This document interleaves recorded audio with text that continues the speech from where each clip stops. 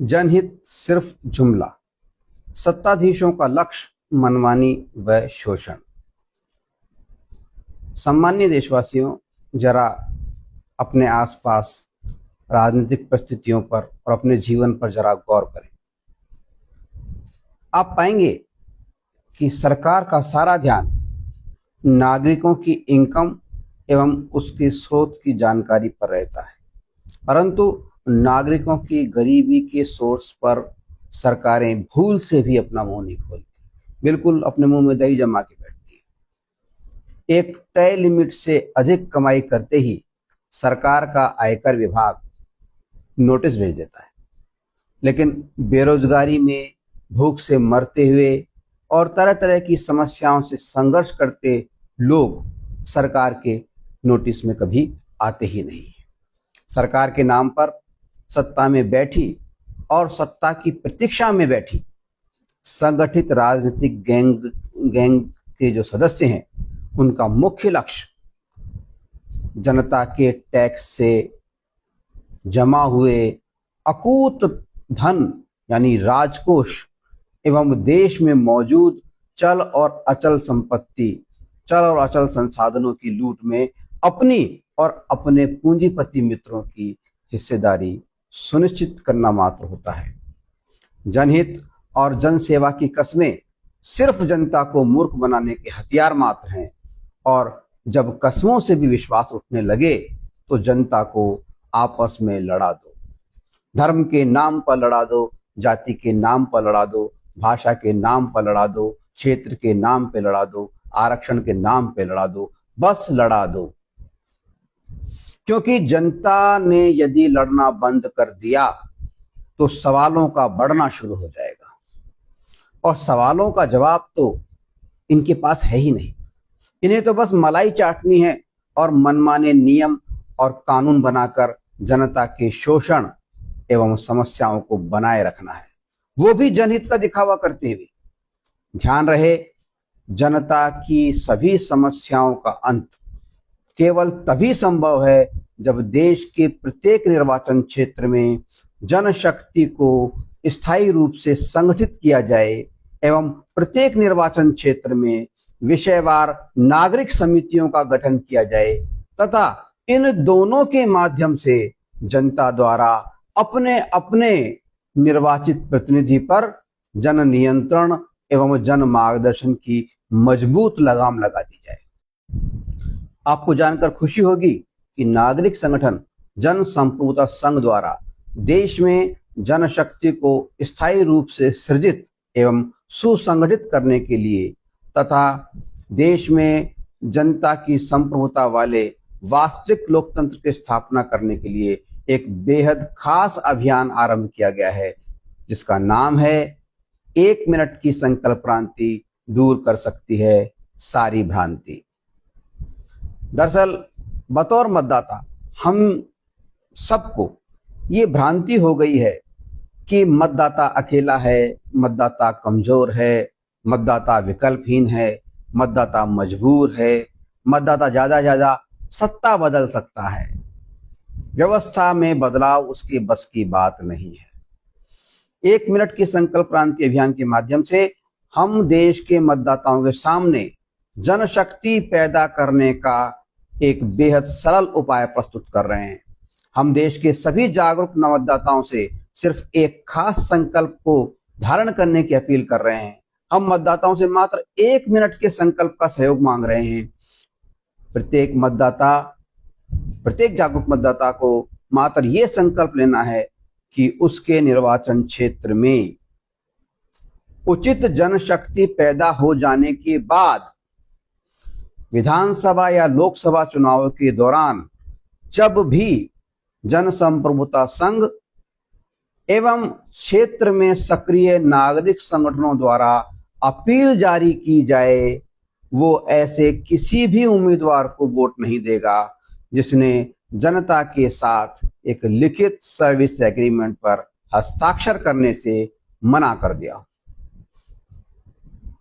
इस अभियान में जन संप्रभुता संघ द्वारा जनता को एक खास नारा समर्पित किया गया है, और ये नारा है जनता का एक ही खोट, बिना शर्त के देना वोट, दूर करेंगे अपना खोट, नो एग्रीमेंट नो वोट।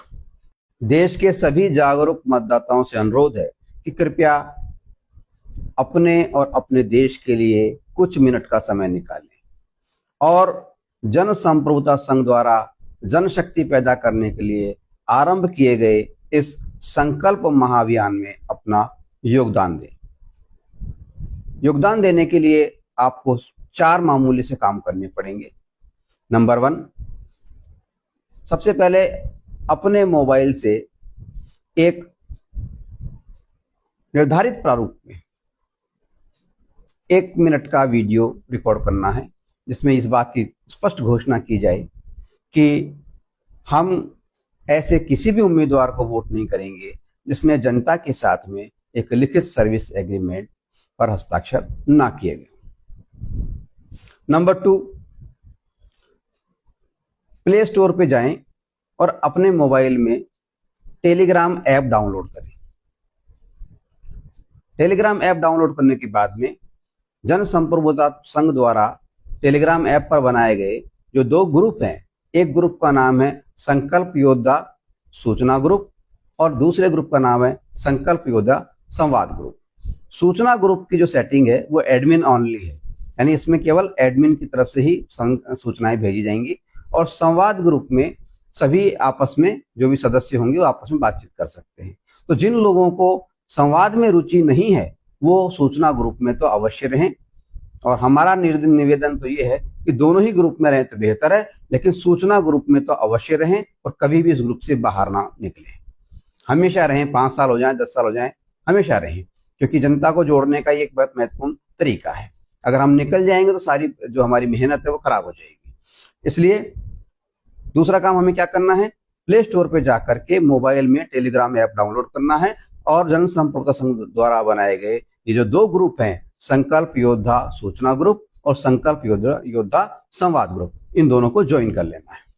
तीसरा काम क्या करना है, तीसरा काम हमें ये करना है कि हमने जो वीडियो रिकॉर्ड किया है उस वीडियो को जो टेलीग्राम ऐप पर जो हमने संकल्प योद्धा संवाद ग्रुप था उसके अंदर साझा कर देना है। साझा कर दिया, और नंबर 4था स्टेप जो है वो है कि अपना विवरण जो है, एक गूगल फॉर्म का लिंक है, QR कोड है, उसके अंदर जाकर के गूगल फॉर्म के अंदर अपना विवरण दर्ज कर दें। तो ये जो गूगल फॉर्म का लिंक है, जो संकल्प का जो प्रारूप है वो, और हमारे जो टेलीग्राम ग्रुप हैं उनके जो QR कोड हैं, वो सारे इस वीडियो के बाद में एक एक करके प्रदर्शित किए जाएंगे। आप उनको पॉज करके और देख लीजिएगा और स्कैन करके ग्रुप ज्वाइन कर लीजिएगा। अब यहाँ पे हम 2-3 बातें आपको महत्वपूर्ण नोट के रूप में बता देते हैं। नंबर 1 कि हमने यहाँ पे जिस उचित जनशक्ति का शब्द का प्रयोग किया है, तो उचित जनशक्ति से हमारा तात्पर्य ये है कि हमारा कहना ये है कि प्रत्येक बूथ पर, जो देश में जो पोलिंग बूथ होते हैं, एक पोलिंग बूथ पर तकरीबन 1200 मतदाता रजिस्टर्ड होते हैं, और इन 1200 मतदाताओं में से अगर 100 लोग भी हमारे संकल्प को ले लेते हैं, हालांकि ये संकल्प हमें पता है 1200 में से लगभग 1200 लोग ही ले लेंगे, लेकिन फिर भी हम नेगेटिवली मान लेते हैं कि अगर 1200 में से 100 लोग भी इस संकल्प से जुड़ जाते हैं तो पूरे विधानसभा क्षेत्र में, एक विधानसभा क्षेत्र में लगभग 200 पोलिंग बूथ होते हैं, तो पूरे विधानसभा क्षेत्र में यदि हम देखें तो कुल मिलाकर एक विधानसभा क्षेत्र में तकरीबन 20,000 संकल्पबद्ध मतदाताओं का एक ग्रुप बन जाएगा। तो उचित जनशक्ति से हमारा तात्पर्य है एक विधानसभा क्षेत्र में तकरीबन 20,000 संकल्पबद्ध मतदाताओं के ग्रुप से है। दूसरी बात,